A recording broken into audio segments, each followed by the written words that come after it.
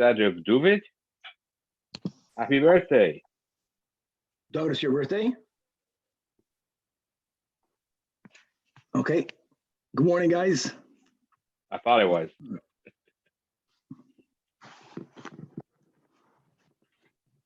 Shalom Aleichem. Ivan.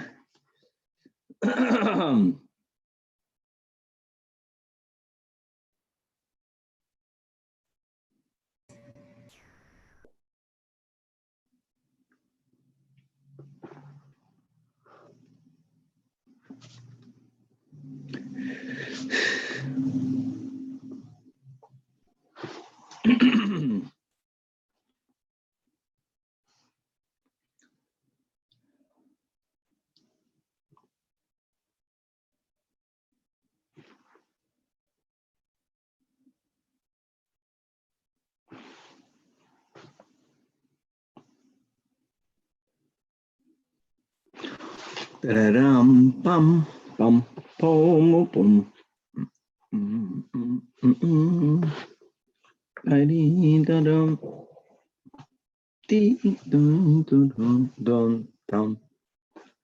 Oh, Shloimele, good morning.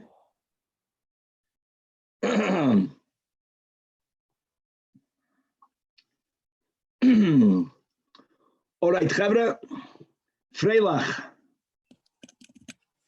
With the help of Hashem, we are learning Shabbos Daf Ayin Ches. We are continuing with the sugya of the minimum quantities needed of various beverages in order for the person who carries it b'shoigig should be chai v'chatos. And as we had in the Mishnah various shiurim, the question will be, what happens if you have one substance that is used for two different purposes? For one purpose, it's used in a lower quantity, in a lesser quantity. For the other purpose, it's used dafke in a larger quantity. So which one of these two will we follow to determine whether the person is chayv chatos or not? We're going to learn about the concept of shchiach versus not shchiach. We're going to have an opportunity on Daf Ayin Ches to review the lenient shita of Rab Shimon and the very chomer dike shita of Rab Shimon ben Elazar. God willing, we're going to start with a new Mishnah. Weiter, it's going to continue with other minimums for various substances. We're going to get into a sugya of a kesher moichsin, a tax collector's receipt. Their receipt would take the form of two Greek letters that were either sealed or written or signed on a piece of paper. And the question will be more of a psychological question. Do people feel a need to keep their tax receipts after it was already shown to the tax collector, meaning at the time that after it was shown it was not needed anymore? Do people still feel the need to keep it? We'll see. Why would they feel that need? And the key is that if people feel that there is a need to keep onto this tax receipt, so for them this receipt is something of significance, then and only then if they carry it b'Shabbos, b'shoigig d'chayv chatos. If people b'chlal don't feel the need to keep a document, then even if the person carried that document, since it serves no purpose, that document is not chashuv, and that goes into this whole sugya. It's like a minimum share. If it's less than the minimum share, yeah, you carried, but it's not something chashuv, then you won't be liable for a chatosh. And we're going to have a very unique way of Rabbi Yehuda, the Tanach Rabbi Yehuda's way of looking at people. That even if something is currently not needed for a specific purpose, if it indicates something about the person themselves, as we'll explain, then it does have chashivus. And based on that shita, we're going to find a beautiful lishitasai me'inyan le'inyan b'shitas Rabbi Yehuda regarding the dinim of a shtar chayv, and therefore we're going to have an opportunity to review various laws regarding a loan document and how that plays into someone, the lender or the borrower, carrying a loan document on Shabbos. All again, are you chayiv or not chayiv chatos, whether this document for you is something of significance or not, and a lot more. We left off on Daf Ayin Ches Amud Aleph by the two dots, 7 lines from the top of the Amid.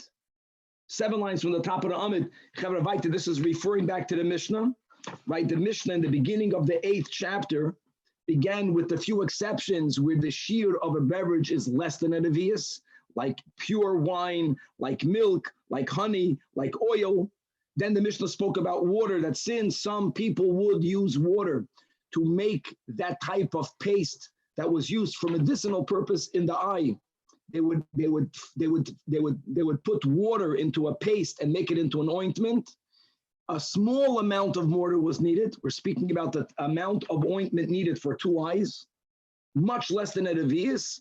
And the Mishnah said indeed that even though normally the rule of beverages is that you're only going to be chayiv chatos if you carry a revius or more, but mayim, when it comes to water, kidei lashuv, in the amount needed to mix the keeler, the paste, turning it into an ointment, even that little amount, since people use water and they need water for that purpose, it makes that chashuv, and if you carry even only that amount, you will be chayiv chatos.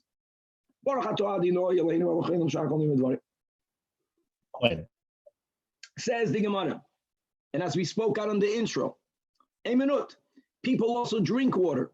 When it comes to beverages that are primarily used for drinking, you have to carry a revius or more to be chayiv chatos. Here we're saying that water, the shiur for water, is much less the amount needed to mix the kilo.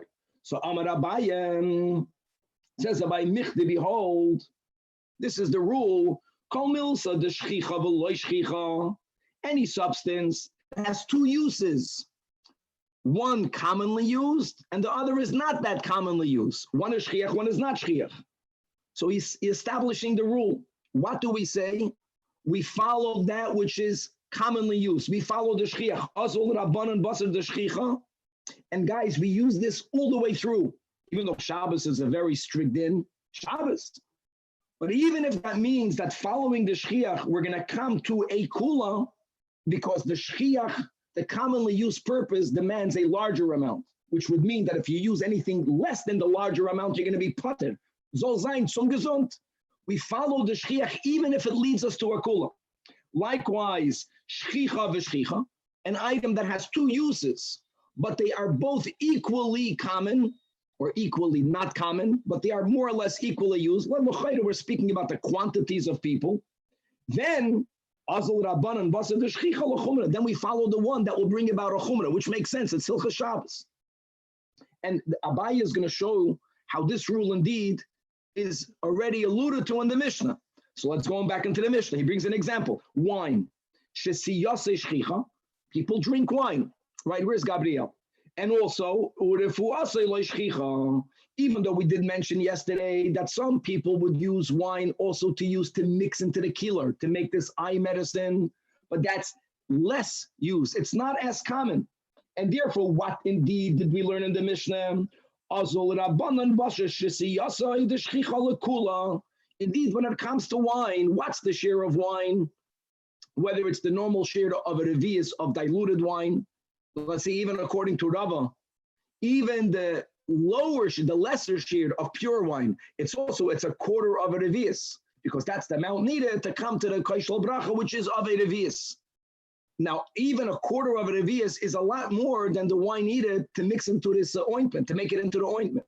So you see clearly that even though we could have, wine is sometimes used in a much lesser amount, and that would bring about a chumrah. Then you would be chayiv even with that amount. We don't say we're always machmir. We follow the more shchiach.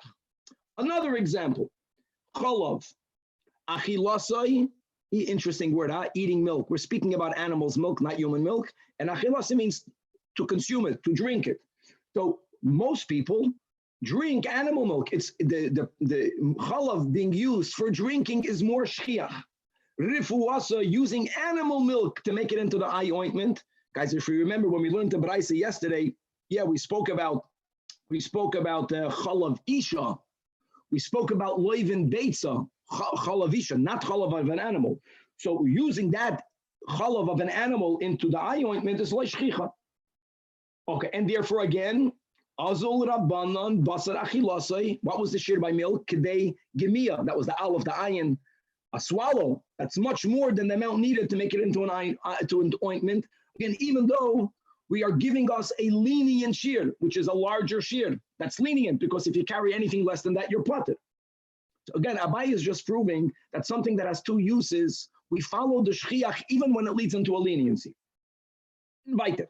Devash, honey, both eating it is shchiach. Refuasai equally shchiach. What was the case of honey that we had in the Mishnah? The vash. The Mishnah said, "Litein ala kosas," to put on top of a sore. And if you remember, it could be just the tip of the sore. That's very little. But honey is equally used for consumption, equally used for medicinal purposes. And indeed, since it's shchiach b'shchiach, shchiach b'shchiach bar machmer, also rabbanan basar refuasai, which brings about a chumrah. So Abaya is building up his question by laying down the premise, shchiach and not shchiach. We follow the shchiach, even lakula. Shchiach v'shchiach, we go l'chumrah. So now the question is regarding water. How beautiful. Most people drink water. Most people do not use water to make this eye ointment. And indeed, as we learned in the Braisa yesterday, normally people use the chalav isha, human milk, or the white of a raw egg. So since the more shchiach is drinking, why over here is the Mishnah Machmir? My Tamaz Rabbanan Basar Fuasei L'Chumra. Gavaldik question.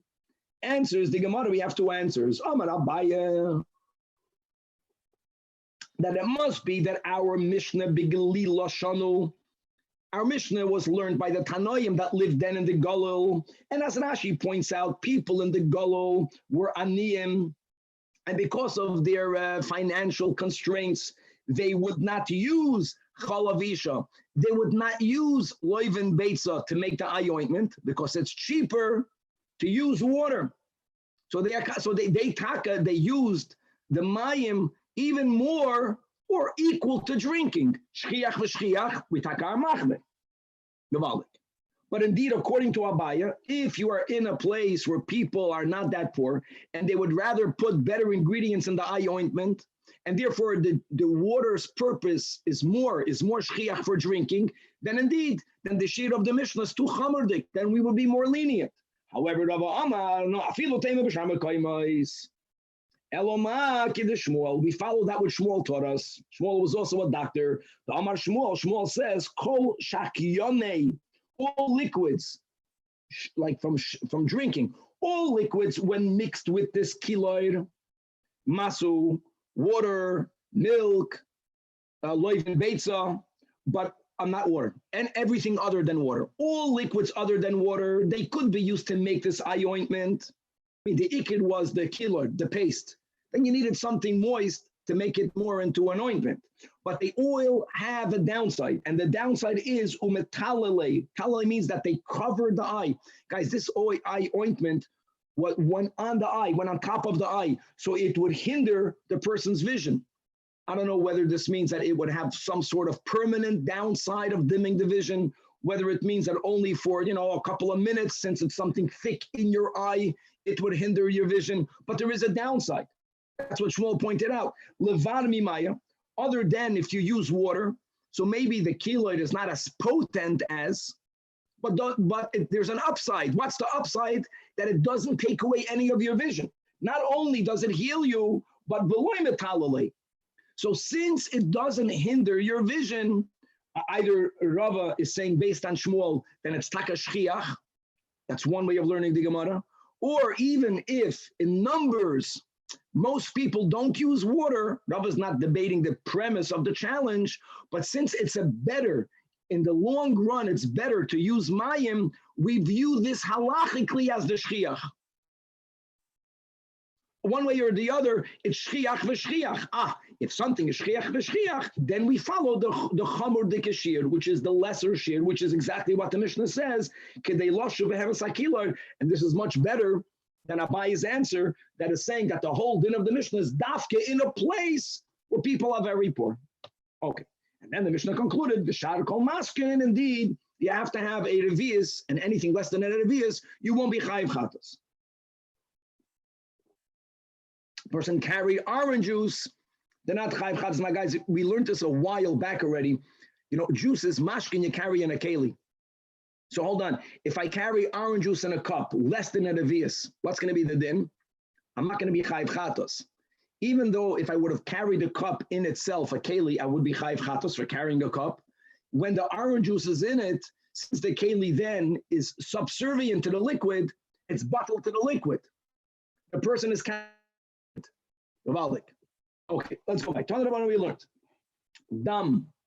B'chol mini mashkin. That's the rule of the Mishnah. B'revius.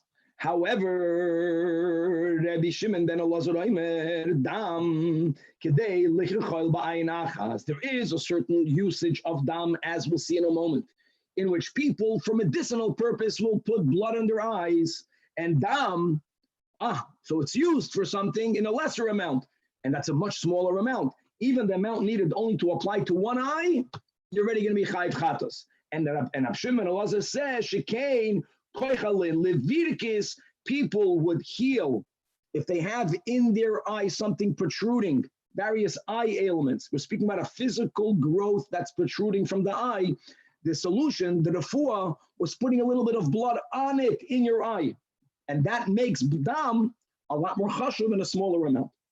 Now, umay nino means what blood is used to heal the birkis. So the Gemara answers, or the Rabbi Shimon ben Elazar explains, this is the Gemara clarifying the Braisa, dama the tanagelis bara, the blood of a wild hen. Tanagelis bara is what's called in the Torah the duchifas. Guys, if you remember in Gittin Samaches Amud Beis, that whole sugya of Shlomo HaMelech needing the shamir worm to build to chisel through stones without them even touching metal, and ultimately he captured the Ashmadai. That was all to find the shamir worm, who told him that this shamir worm is entrusted to the Sara Diyamam, to the master of the sea. The master of the sea only entrusts it to this Tanagoy Labara. Interesting. Remember that? And because the Gemara says because the Mehemna Ashfuasa, because it only uses the shamir and it doesn't allow anyone to take it, and the Sara Diyama trusts that this Tanagoylos will keep its oath by not giving it to anyone. And finally, when we tricked the Tanagoy Bara and we got the shamir, the Tanagoy Bara, that was the one that introduced into the world the concept of an honor suicide. Right? What did the Japanese call it? The seppuku. It killed itself. It was a mighty dike Gemara. That's the Tanagoy Bara.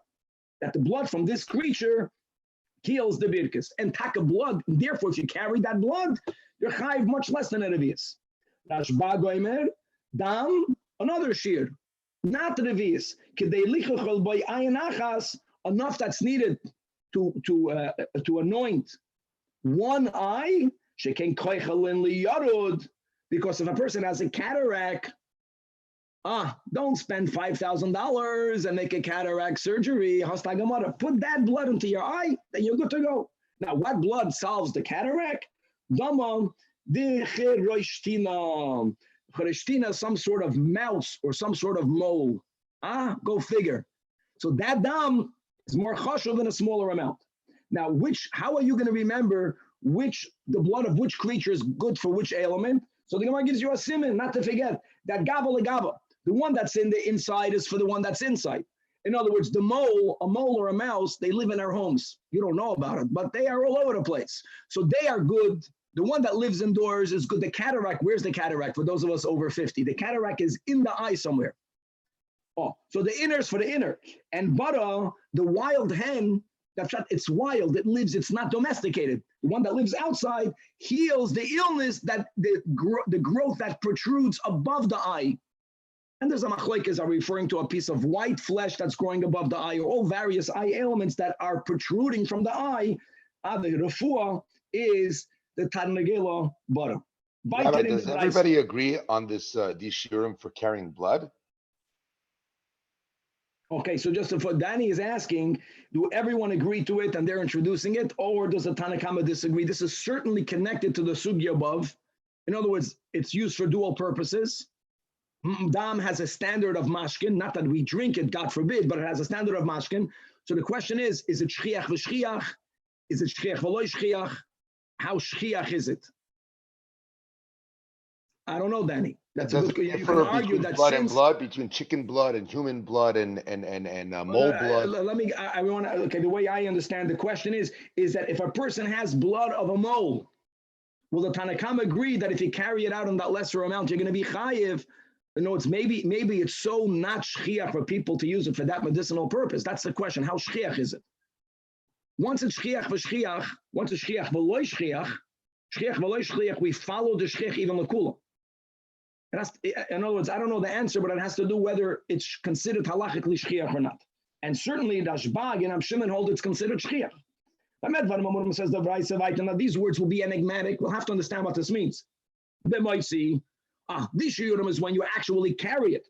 But if you store it, then even kol shehu chayev. Now, guys, we already are familiar with these words, but it doesn't make sense. We'll have to clarify this. Matznia, storing it in itself is not an av, where everything is being carried. So we're going to leave it for a couple of lines in the Gemara for us to get clarity in what this Tana is saying. Let's go weiter. When do we say that the minimum amount is only if someone stores it? And if you remember, Rav Shimon is very lenient that all of these minimum amounts, which is lesser than the standard of is, for you to be chayiv, we need to have two things. Number one, that some people use it in that small amount, and that you also previously stored that prior amount. So since you demonstrated that you are machshav even the small amount, and other people use that small amount, now if you carry it, you're chayiv. But if you never stored it previously, right, Danny? We're speaking about, let's say, the blood of the mole. You never used that little amount. Even though some people do, it's not enough. You will only be chayiv if you take it out with the larger amount of revius. That's the lenient shita of Rav Shimon. Now, concluding the brayso, Rav Shimon, who is the more mako, that wastewater that's taken out, you will only be chayiv if you carried a revius or more, because less than a revius of wastewater is not considered chashuv for anyone. And the Gemara is going to ask later, okay, even a revius, what is it used for? It's wastewater. Hold that. First, the Gemara is going to explain that statement. Amar mar, even kolshu. So asks the Gemara, hold on. Even the matzniya is only going to be chayv when he carries. So what does the Brayse Pashat mean with these words? So if you remember that on Daf Ayin Vav, we learned, when we were learning the Rav Shimon's leniency, then we learned Rav Shimon ben Elazar's super chumrah. What was the super chumrah? That if I own an item and I was in the past, I stored it in that little amount because the owner, is machshav a smaller amount, then not only if I carry it will I be chayiv, that everyone holds. If anyone will carry it, they'll be chayiv because it belongs, its owner was machshav this little amount. That's going to be the shita. Now, Chavri is giving an example and we're going to expand it in a moment. What's his example? The Talmud, we're not speaking about a Talmud Torah, right? A Talmud Chacham, we're speaking about an apprentice. We're speaking about there is a blacksmith that has an assistant. And he's training his assistant, and it doesn't have to be his Talmud. That's just Dibur HaKosav B'Hoiva. Okay, so you have a Talmud that as Rebbe tells him, Lechu paneli hamokim l'suda, go and clear out this place because I want to eat on this table. And halach upina loy davar chashuv lakoil. If the Talmud who's clearing out this table on Shabbos erroneously, b'shoigig, he clears it out by taking items outside. And what did he take out? If the items that he took out are something considered chashuv for all, then avada chayiv ilave. Chayiv ilave means even if the master did not previously store it, not like the leniency of Rav Shimon, you have to have both you stored it and others doing. No. Even if you never stored it and you take it out, since other people are machshav that small amount, you're chayiv. And furthermore, davar she'eino chashuv lakoil, even for an item that is not chashuv for ordinary people.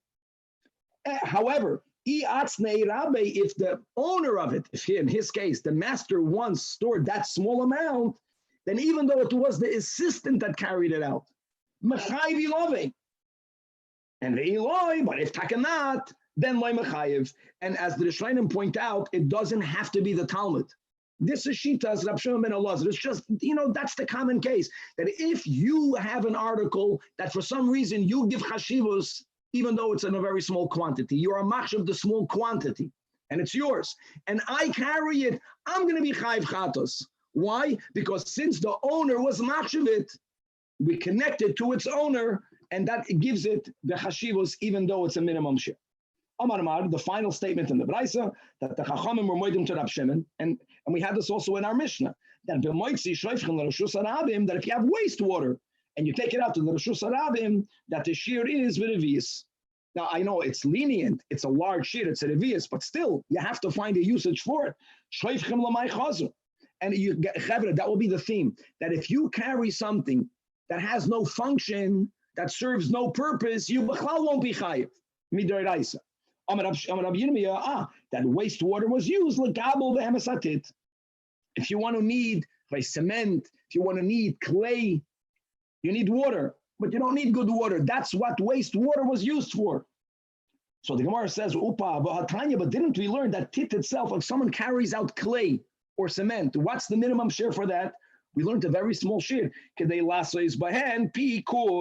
you have a crucible, and this is some sort of ceramic or metal utensil, and the amount that's needed to fix the opening of it, which is a very small amount, since tit is used in that small amount, that's already chashuv. So if the usage of tit in that small amount is chashuv, why would we not be machshiv the wastewater needed to make that little amount of tit, which would be much less than an avius? So the Gemara says, no, loy kasha. The latter braisa is hadimigabel. You already needed the tit.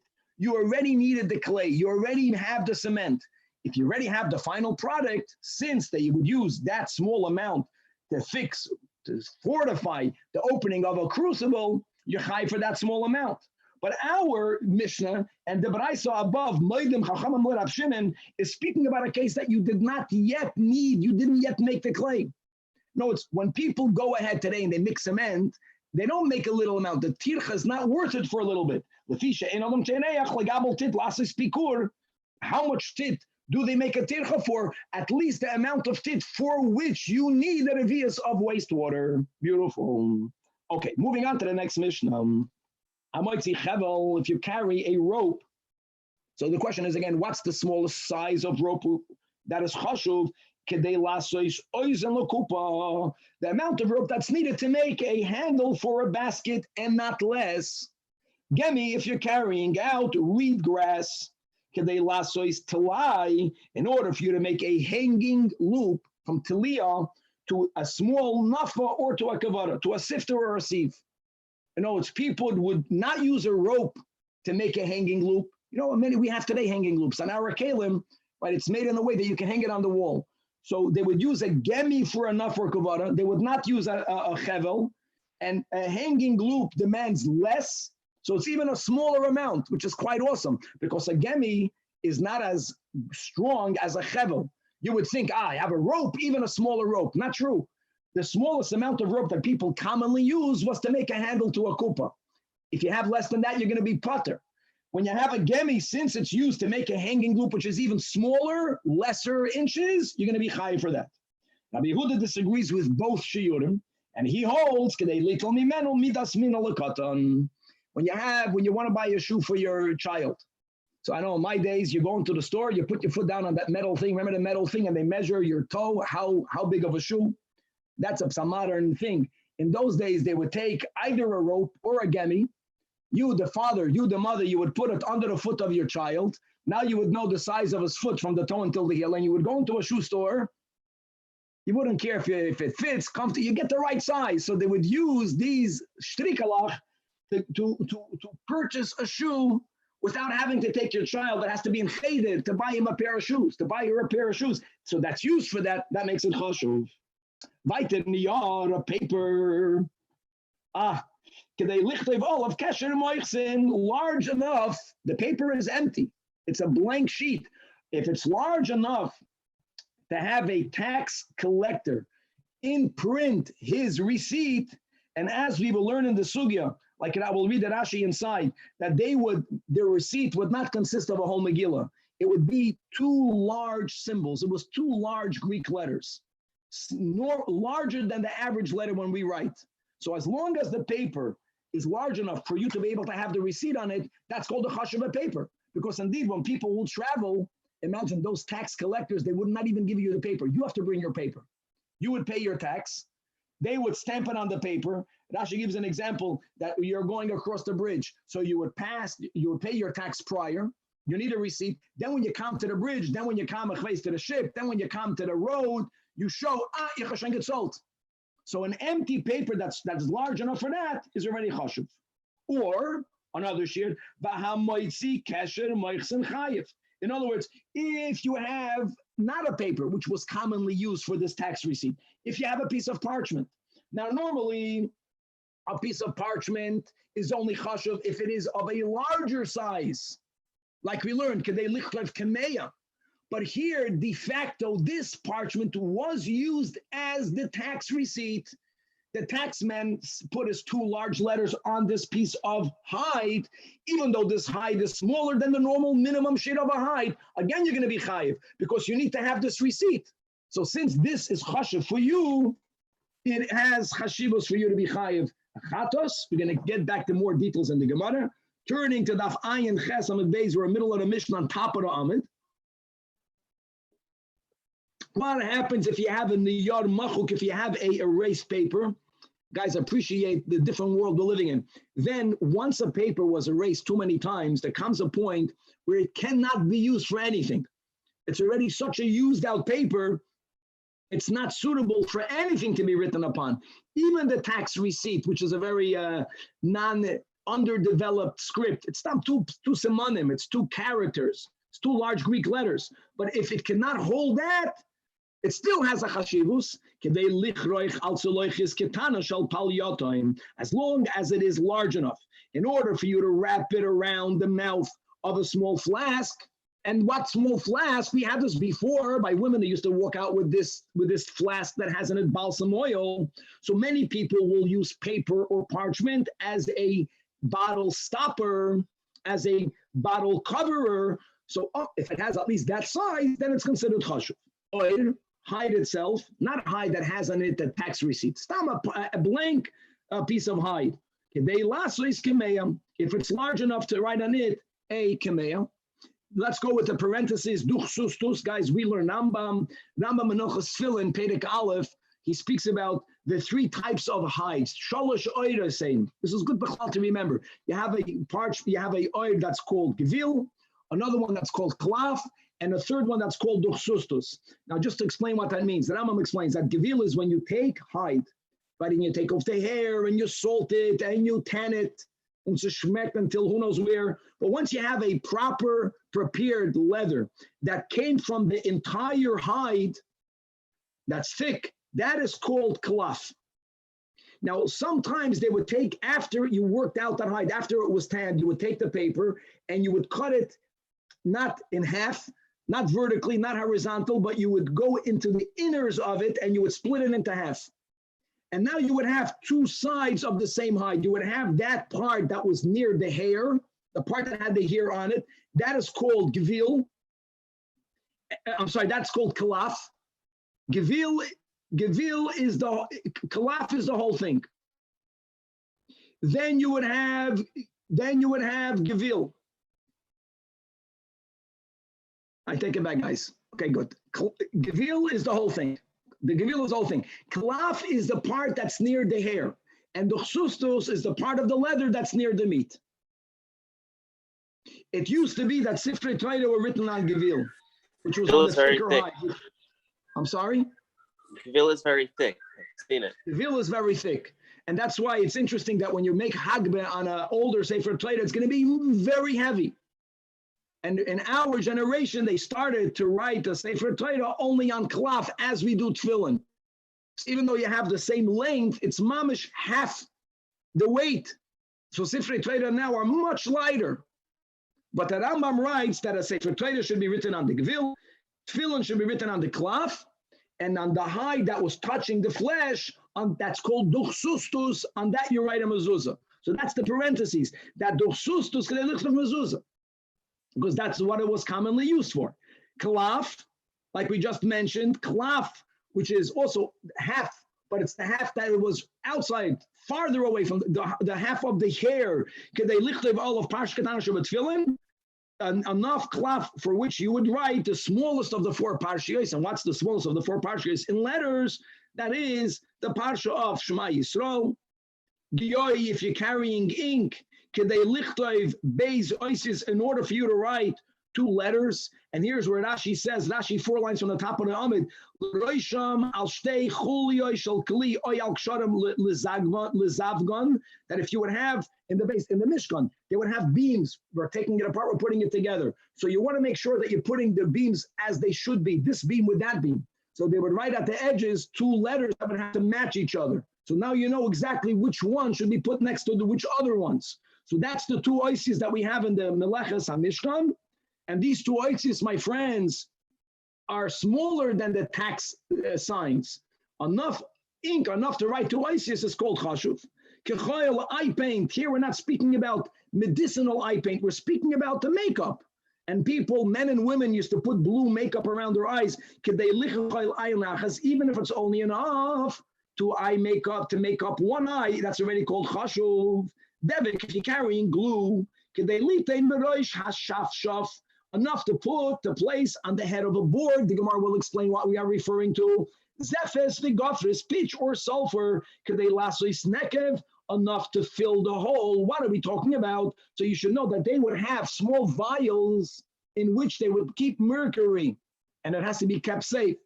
And they would have small openings on top of these vials that would be stopped over, that would be plugged with either Zephys or sulfur, Zephys or Gofris, with pitch or sulfur. And they would then make a little hole in the seal to take out a little bit of mercury, and then they would have to reseal it, even a lesser amount. So the amount of either Zephys or Gofris that's needed for the second sealing, which is mamash a small amount, that's already chashuv. Shaiva wax, kedelitein alpi nekev cotton. Now, chavre wine, when they would have wine in a barrel or in a bottle. See, today we have these corks, which are great. They would use then wax to cover the barrel or to cover the bottle. And also, if you want to extract wine, you would make a hole through the wax. The amount of wax needed to cover that hole, that's already chashuv. Charsis, which is crushed brick. Kedei lasois pi kur shel tzorfei zahav, enough crushed brick to make and to fix the opening of a crucible that were used by gold refiners, which is a very small shiur.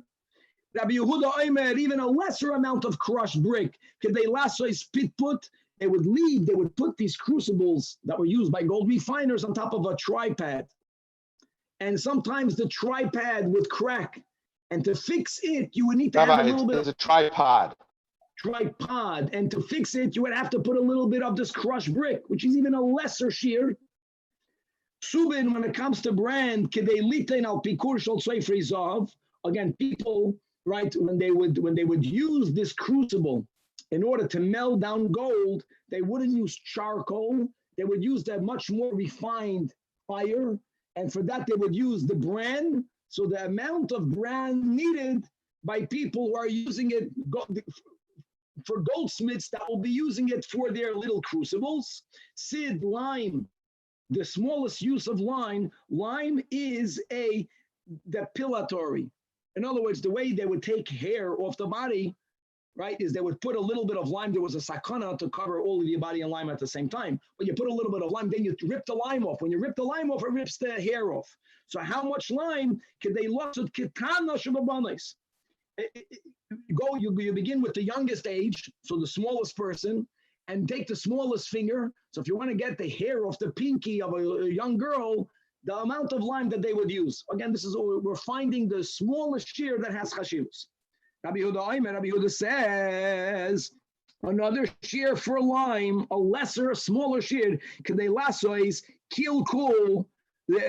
They would use lime to make their hair on their temples lay flat. The Gemara is going to speak more deals on Daf Pei. That will be in 2 days from now. And Nechemia Omer, kedei lasud oim dipi, enough lime to smear on one's forehead. These are all different shiurim when it comes to lime. A lot more about this when we come into the Gemara.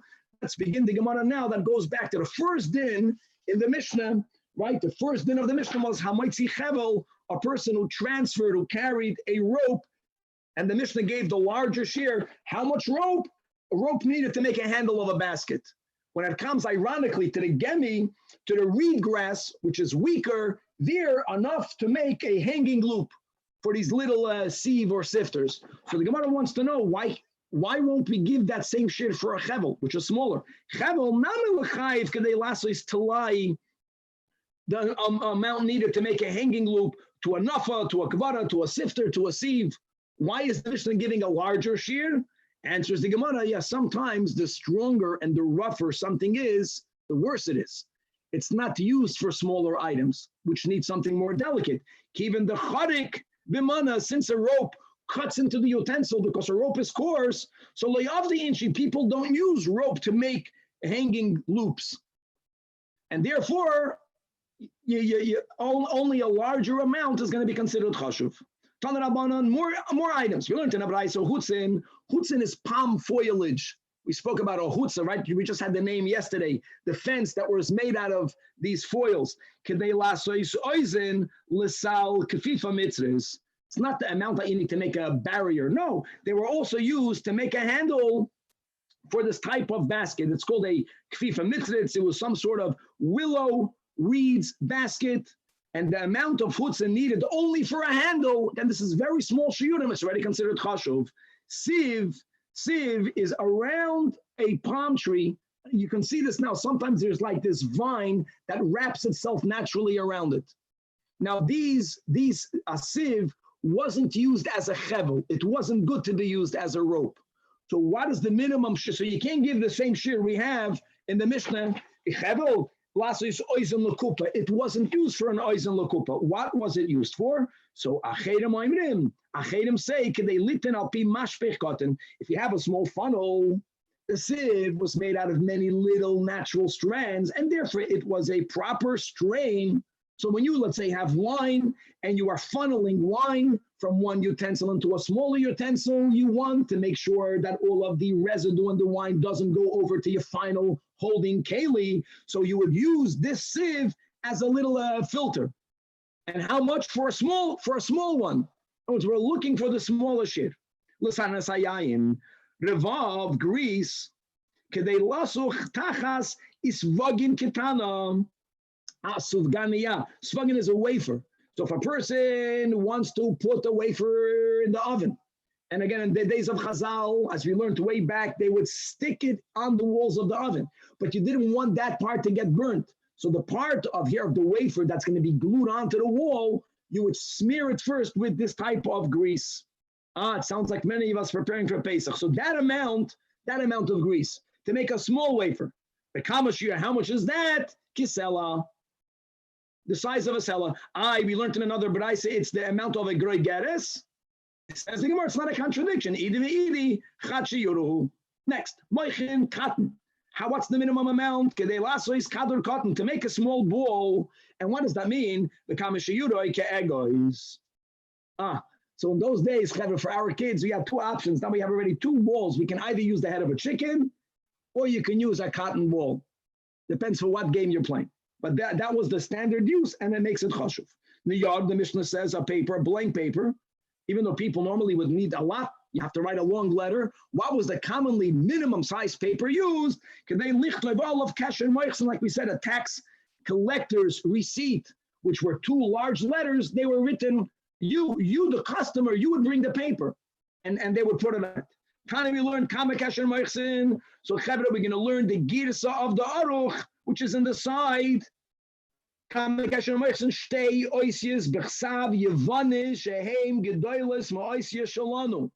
is the version of the Aruch. I have a contradiction from a Braisa. If you take out a blank paper, says the Braisa, if there is enough for you to write two letters, it's mashma any two letters. Then you're chayiv. Only if you can't even write two regular letters, you're patur. But that's a smaller shiur. It's not mashma that it has to be dafka large enough to write the two large Greek letters that were commonly used by tax collectors. So the Gemara gives two answers. Answer number one, Amar Rav Sheshes, my shtei oisius, even though the Braisa didn't specify shtei oisius shel kasher moichsin. Let me explain to you why this is a doichik, just as a klal. The Rabbeinu HaKadosh in the Mishnah was more brief. The general rule is that anything that did not make itself in the Mishnah is normally more elaborate. So if in our Mishnah, the Mishnah clarifies the two letters of a kasher moichsin, then a Braisa, Avada should make that clarity. Even though the Braisa was even more brief, 2 oisius, it meant 2 larger oisius. So says Rav Sheshes. Rava doesn't like that. Rava says, no.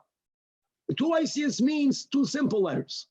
However, unlike the tax collectors, they had no reason to leave what we would call a border around their symbol. They didn't mind if their letters occupied a piece of paper. When we write, normally, when you write, you don't begin at the edges. It also gives a lot of psychological insight, not only to see the size of the letters, right? It's called, what's the chachma called? Graphology. Some of it is how big of a border do you leave? So Rava says, no, the Braisa Taka means 2 oisius, but you don't take up the whole paper. You also leave a beis achiza. You leave a border in order for you to grab onto the paper. So 2 regular letters with a border left blank is exactly the same size of the Kesher Moichsin, and they did not leave any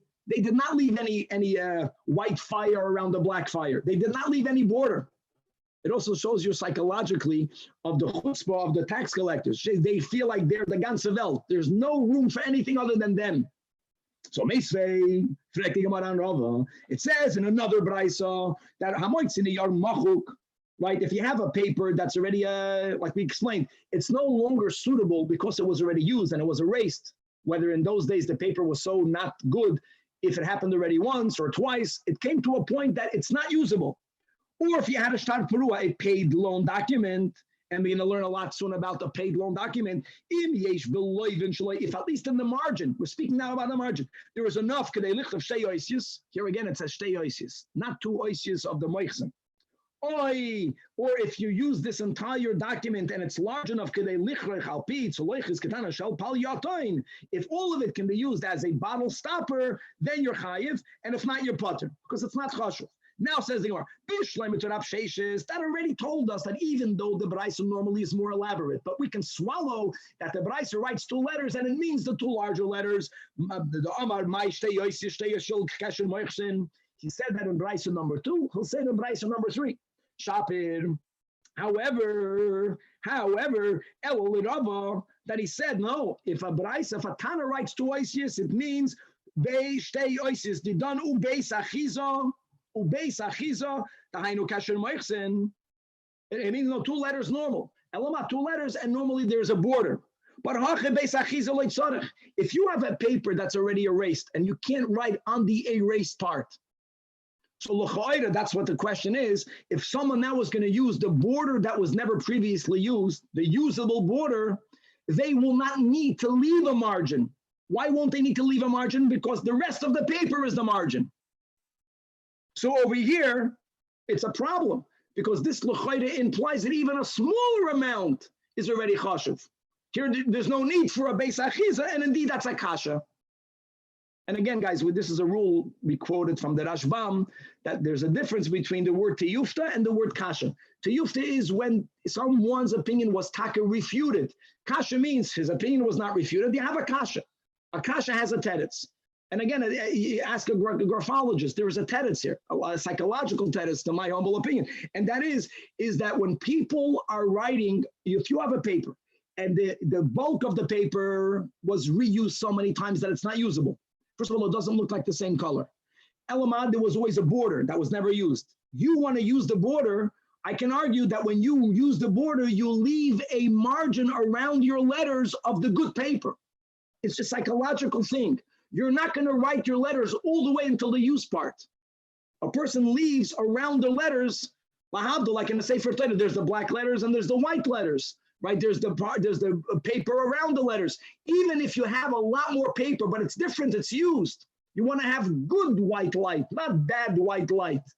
That will be the answer that Rava will give. Okay, Tana Rabbana. This will be the final topic today. And again, one way of approaching these topics will be viewing it through a psychological lens. If a person carries this tax receipt, no, it's not a paper large enough. If you have a tax receipt, now the example that we spoke of from Rashi is that we're going towards a bridge, and there was a certain point where you paid the money, and you would hold on to that paper. So when you come to the bridge, You show it to the Chevraman there that I paid. So actually, if you carried it on Shabbos before you used it, you need it. For you, it's chashuv, and for sure you're chayiv. Question is, what happens if you already used it? We're speaking about a receipt that does not need to be used again. Once it was already used, has no longer use. Even though it's a thing, and you carried it, you're not going to be chayiv chatos. That's the whole theme of the whole sugya. You can carry things on Shabbos. If it's not significant, if it's not chashuv, then you're not chayiv midorais. However, the Tanach Rabbi Yehuda says, even though you showed it already to a tax collector, chayiv, you know why? Because you still have use for it. Now, what is he talking about? Here, my benayu means what case is a case that Rabbi Yehuda can claim that there is a need? Did you use it? Did you not use it? We're speaking about receipts that are not reusable. A few answers. V'hitei muchsa means that there were times that you already passed the point where the tax collector has to see your receipt. You passed that point. Sometimes many people are going through that point in the bridge, and some people, Chavralite or Ganavim, whatever, however you want to view this, they manage to squeeze through without paying the tax. Which is why to counter that, every now and then, even though you passed the point, you passed the toll, they would send runners towards everyone, and they would say, let me see your receipt again. Now, if you would not be able to show them your receipt again, then you wouldn't have to pay them. Then you would have to go back to the place where there's the toll, and they would remember you. And if they would remember you, then you're good to go. If you did not want to run back, then there was an advantage for you to hold on to your receipt. Then you would show the runner, look, I paid already. So that's the case. So the Tanakama holds that it's never needed. Once in a yovel, there's a runner that's going to ask you, let me see your receipt. Even if you won't have it, you won't have to pay again. You'll have to go back to the toll. You'll have to go back to the tax collector who will remember you. So you don't need it. Rabbi Yehuda says, no, people don't want to run back.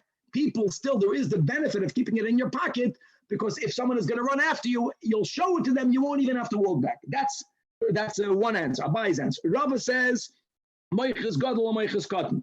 Like Rashi says over here, that sometimes the great moiches, the guy in charge, the chief, right? It sounds so third world country. He wouldn't want to stand on the bridge the whole day. So he would appoint a subordinate. And normally you would show it to the chief, right? And now what happens? You showed it to the chief. Rabbi Yehuda says you're afraid that maybe there's going to be a subordinate that doesn't know that you paid. He's gonna nudge you here again. He's going to bother you. If you're going to go back to the gadol, you're not going to have to pay twice. It's never where you'll have to pay twice. If not, it's important. Question is, do you want to prevent any further delay? So in this is the same similar concept. So Rabbi Yehuda says that in order, being that people don't want to have this additional possible delay, it's worth it for them to hold on to the receipt. It's chashuv. And the Kama holds no. That even if you don't hold on to it for the moiches katan, you don't care about the subordinate. Since you already resolved your taxes with the moiches gadol, even if he's not going to be here, say that you'll wait for him to come and he'll remember that you paid. And Avashi Omar, Chad moiches, no, there's only one tax collector. And no one is running after you. No one is running after you. Still, Rabbi Yehuda finds it important for you to hold on to your receipt.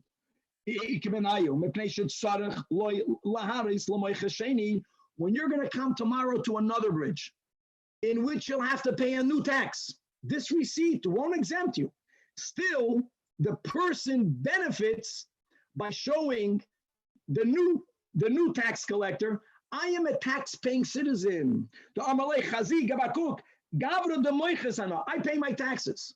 People hold on to the receipts not only to exempt their current tax obligations, but to show to further tax collectors, take it easy, I'm an honest guy, I pay my taxes. And we're going to elaborate more about this in a moment, but this concept, that even when you have a receipt that you don't need it at all, ever, to exempt yourself from payment. But the fact that you have a receipt is a raya. It speaks about the person, not about this debt. It shows I am a person that pays taxes. Rabbi Yehuda considers that reason enough for people to hold on to that document. For how long? Forever. They always want to look how many taxes I paid. And now, because of this Rabbi Yehuda, we're going to go to another topic and we're going to show that it's all connected. It's Lushitasoi. Tanarabana, we learned in a Braisa.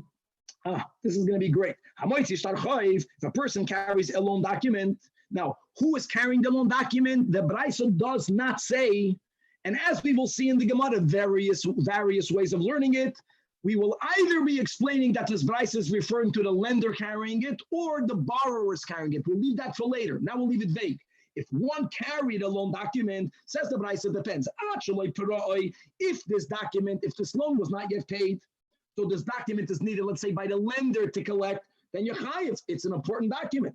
But Misha Paroi, once the debt was paid, you cannot collect from this document, then you're potter. Then you are exempt. However, Rabbi Yehuda says, Af Misha Paroi, even after this document was already paid down, chayiv. Again, who's chayiv? The Braisa doesn't say clearly. It's vague. We'll have to see. But these are the words. It's like the tax receipt, because there is a need. He needs it. Who's the he? We'll see. My benayu doesn't only what's the nafkamina. What case are we referring to? Or where is there a case where you can debate whether it's needed or not? So here we have various approaches. First of all, there's a rule that if a document was already paid, we learned this a lot when we learned the zikin. We have a pasuk in Iyuv al tishkoin bi'olecha avla. Don't allow for you to have in your tent something that's an avla. It's not kosher for you to hold on to a loan document if it was already paid. Even if the borrower, let's say, has a receipt. Who knows what's going to happen? Could be the owner is going to pass away. Their kids won't know that it's paid. It's going to cause a non-honest headache to the borrower. So you cannot keep it. And therefore, Rabbanan hold Asur lishois shtar parua ubemele, and therefore the lender really should get rid of it. There's no use. It's even bad that he owns it, and therefore if the lender carries it, the lender is spotted because it has no importance for him. I'll go even more. The lender may not even use it to stop up his bottle because he's not allowed to keep in his house a document that was already paid, a loan document that was paid. The borrower for sure will never use this document. The borrower will destroy this document. The borrower also won't use it as a bottle stopper because the borrower is afraid that if the borrower loses it, maybe the lender will find it and will recollect the loan that was already paid. So since no one wants to hold on to it, the borrower is afraid. The loive is honest, he's ethical, and ethically you may not hold on to a document that was already paid, therefore there's no chashivas to it. However, Rabbi Yehuda disagrees, and he holds mutar lishay shtar parua. You could, not you guys, you're not allowed to, you collect, God forbid again, but you're not obligated to get rid of it. And therefore the lender will use it as a bottle stopper. There are some, it's a paper, like we learned above. If the paper is big enough to use it for something else, then it's already considered chashuv enough for you to be chayv. One approach. Abaya Amar, the kula alma also lusha start peru. Number one, if it's a loan pay document, you can't keep on to it. V'achi over here, the third to last line in the Amid. These are good sugyas. What are we talking about? Whenever a lender brings a document that is attesting to the borrower owing him money, one of the arguments that a borrower can always make is mezuyif. The document is a forgery. When the borrower says that the document is forged, what you need to do is, in English, you have to notarize the document. In Lashon HaKodesh, in the words of Chazal, you have to be mekayim the document. How is that done? You have to get two witnesses to attest to the authenticity of the signators of the document. You have to be mekayim the chasim asoedim, and we'll learn later in Seder Nezikin the three ways of doing it. Now, what happens if the borrower who sees a document says it is authentic? He himself right away is minded, this document is not forged, but I already paid. So there's a machlokes whether the lender now has to be mekayim it. Now, why will he have to be mekayim it? It's not about it being forged. I'll tell you why. Because if this is a notarized document, a borrower can never claim I paid the debt, because the lender counters and he tells the borrower, if indeed you would have paid the debt, why is your document in my possession? I would have given it to you, or at least I would have given you a receipt. So normally to claim parua, the kind of parua is nullified, is trunked over by the lender's holding of the document. But here's the catch. Here, the lender's document is not notarized. It could have been challenged. So who's authenticating it? Who's giving koyach to the document? The borrower. Well, hapesha as and hapesha hitter. The same borrower that's giving koyach to the document is saying, I paid. That's the case. And there's a machloikas. There's a machloikas whether he has to authenticate the document, whether he has to notarize the document, or whether, since the borrower was already mekayim it and the lender is holding on to it, the lender can collect. Another nuance in the Gemara here, as Tosfos points out, we're speaking about a case that it's impossible for the lender to authenticate the document without going into the pratim. No one here is living, no one in the city can testify that these signatories belong to the people that signed on the document. So actually, if the loiva has to be mekayim the document, he cannot. So let's read inside the Gemara. Now, in this case, Tanach and since he has to be mekayim it, the lender cannot connect with it only based on the admission of the borrower that this is not a mizuyev document. And again, Tosfos adds, we're speaking about a case where he cannot be mekayim it. So what is this document? Garnished. It's not worth it. He can never connect with it. So it's worthless. If it's worthless, he's patur. We don't have enough time, but Tosfos says, why can't he at least use it to stop up a bottle? He cannot. Va'ayin b'Tosfos over here, the large Tosfos, explaining this whole nekuda, which is Hilchos Shtaris. Rabbi Yehuda holds no, that's Moide b'Shasher Kasvoi, ain't Tzarech L'Kaimoi. Since the borrower admitted this document is not a forgery, even though the borrower is saying, I already paid, no, the lender tells the borrower, no, if you paid, why is the document in my hand? Shtarcha b'yadi my boya. So the lender can use the document, so it's chashiv, pashit. Now, if that's the case, what's the meaning of the words in the Baraisa? The Baraisa says before he paid or after he paid. You're telling me that Rabbi Yehuda is speaking about a scenario where it was never paid yet. The question is whether it's a document that is usable or not. Daf ayin test. So the Gemara clarifies that the words in the Baraisa actually paroi versus the case of paroi is not referring to a question whether you paid or not. It's actually yomer loiva parati. It's about what the loiva said, what the borrower said, whether he claimed. What his claim is, not whether payment actually happened.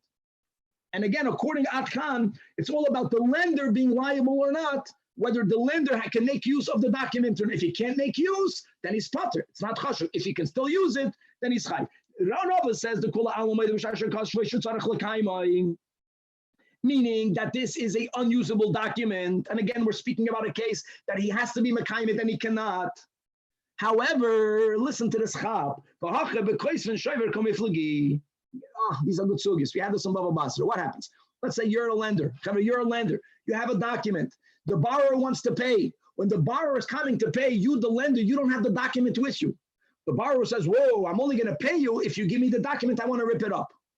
Says the lender to the borrower, hold on, I don't have the document. I'm going to give you a receipt. So there's a machlokes whether the borrower has to pay or not. One opinion holds the borrower can claim, I don't want to have the achrayis of forever holding on to the receipt because you still have the loan document. Maybe I will lose it. My Gemara says maybe mice will eat it up. No, I'm only going to pay you if you give me back the loan document, which I'm going to rip up. Another opinion holds that no, that the lender can demand payment and he can give it, and he can give the borrower a document, a receipt, a shoiver, and that's on the borrower to guard the shoiver. Now that you have this machloikas, listen to what happened the poil. A lender comes to collect. The borrower wants to pay. The lender tells him, I don't have the document with me. The borrower, right or wrong, foolish or not, tells the lender, okay, I trust you. I'm giving you the $1,000, but don't give me a receipt. Tonight, by Mincha Ma'ariv, bring me the loan document. This is the moment of the machloikas. The loan was already paid. The lender was mechayiv himself on the trust of the borrower to deliver to him the document. It was paid, but he has to give it to him. Now, what would happen if the lender now, the chacham, loses the document? So he says the Gemara like this. Let's read it inside. Tanach holds, even if the lender loses it, even if he loses it, the borrower cannot tell the lender, ooh, you lost the document, give me my money back. The lender says, I promise to give you the document. I'm sorry I lost it. I'll give you a receipt. So since the lender doesn't need this document in order for him to get to keep the money's really his, the borrower cannot claim, give me back that money until you give me the document. So since it was paid, the lender doesn't really need it. He can afford to lose it. Rabbi Yehuda holds ain't kreis von shreiven. Beautiful, which means that if the lender, after he got the money, and he was machayev himself to give the document to the borrower, if he's going to lose the document, the borrower will tell the lender, give me my money back. So the lender has to make sure not to lose it. So And Rabbi Yehuda holds he'll have to give the money back? Yeah, if ein kreis von shreiven, if when the lender received the money, the lender tells the borrower, I'm going to give you back the loan document later.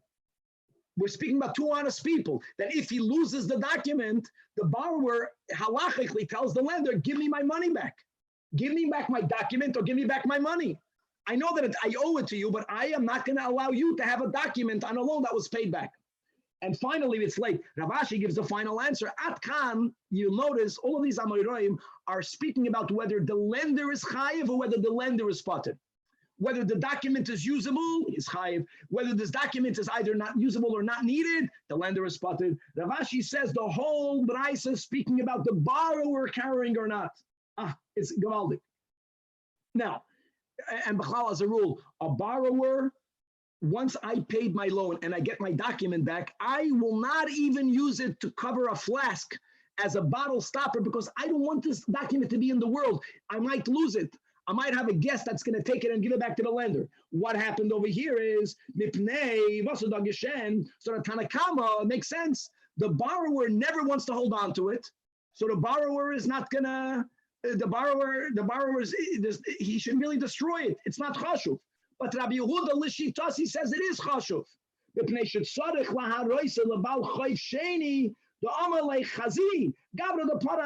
A borrower holds on to his paid debts. Because if tomorrow he's going to have to borrow money from another person, the other person will say, how do I know you're going to pay back? So he's going to pull out, look, in the past, I had a loan to Chaim Yankel and I paid him back. You see, I have the document. In other words, the document, like we had the mamash with the receipt, it's not, don't look at the little view. Is it needed for this topic or not? Do you need it to exempt yourself for taxes or not? Even if it's already used, it's not needed. A document testifies about the person. The person benefits when people see that he's a person that in the past paid back his debts. This is a very important concept of Rabbi Yehuda. They say amongst in the halachic world that when a person asks you a question, so don't only answer the question, answer the person. Answer the person. The document is not about the topic, it's about the person. You know, the famous story that a guy comes to a Rav and he tells a Rav, am I allowed to drink milk for the Dalet Kosos? In other words, he can't afford wine.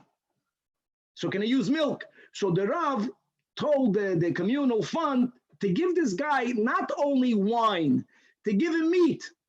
Why to give him meat? He never spoke about meat. He spoke because the very fact that he has a havamina to use milk, if he would have had meat for a soda, he wouldn't have had such a havamina. In other words, when people come with a question, we have to learn not only how to address the question, to address the person. Rabbi Yehuda is addressing the person. A document is not only for the debt, it's about the person's honesty, the person's integrity, and there's always chashivos for the borrower to hold on to it, and therefore he's going to be chayiv chatos to be continued. That's a good gavaldik thing. A bit above the time. Wow, great daf, Rabbi. Yeah. All these cases at the end have to be done in front of witnesses if they're not writing anything in between.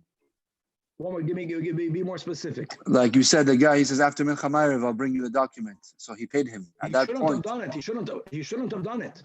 But there should be witnesses, I'm assuming. Technical question. If the lender will deny the lender can deny that ever such a conversation ever took place. And we're speaking about honest people.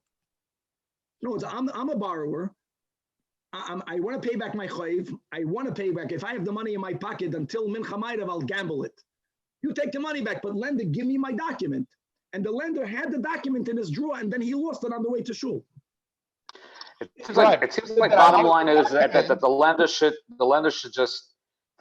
have a responsibility of having two edim, and the borrower's responsibility is to get that back and destroy it. Very important, very, very well said. If you remember, the Gemara says that whoever lends money without edim is mamish lifnei yivel sitem michshol. Never do that.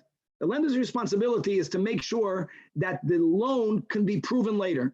The borrower's responsibility is to get rid of that proof. And the only way to do it, if there's a document We learned this in the Rambam not that long ago. If you lend me money in front of witnesses, I can pay you back even shaloi b'fnei edim. And I can always say parua. And I might say mechaver all of araya. So the lender did everything kosher. He had witnesses, and the borrower can say parua. If you lend me money and it's documented, then the best solution for me is I want my document back. And if there's no document because it's lost or whatever, I don't know, what's the rationale to say that they don't accept the receipt? That's a machlokes and Baba Basra. And why do we say that a receipt is not good enough? Because the borrower has a good taina. The borrower says, you, the lender, you have a document against me. The only way I can prevent myself not getting collected twice by it is by me holding on to my receipt. I don't want the onus of holding on to the receipt. And he writes two things. Maybe it's going to get lost. Documents then were eaten up by mice, as we learned today. There's a lot of mice in our houses, even today. I don't want to have that achrayas. I'm not going to pay you back until I get my loan document back. And there's a shita that says, indeed, that's the case. No, but here we're talking about where he already paid it back. I know, that was beautiful. Give me the money back that's really yours that I borrowed from you. The borrower will say, the borrower says, I know it's loan money. The money is not mine. But since ein koisven shoiven, I will not pay back this debt until you give me back the loan document. If you lost the loan document, tough luck on you. Mamish. Rabbi Lenyan Allah, if someone writes a check to someone else and on the check it says loan on it, would that be more like a shiver or more like a shtar? No, that's a loan. You're talking about that's a loan document. That is a loan document. We hold chayes and shiver. And the best shiver would be that when you write the check to pay, you write on the memo to repay that loan. Got it. So the person who's paying it back writes counters on his check. But today the world changed because of the cloud, like let's go to the checks. I don't have to hold on to it. It's in the system. It's electronic. It's electronically documented. It's the best system. So when I pay back, I can always, just like you can prove by going to your bank statements and getting a picture of the check, I can do the same thing, which is the way it happens. You know, many people, when they give loans, they get checks. They get checks from the borrower. Like when the Levi Reichik lends Chabad Sola money, so he gets from the shul 10 checks. He lends 10,000. I give him back 10 checks, 1,000 each, and he gives me back my checks when I pay. That's the way it works. In other words, there was never the document that the lender has are my checks of repayment. That's the best system.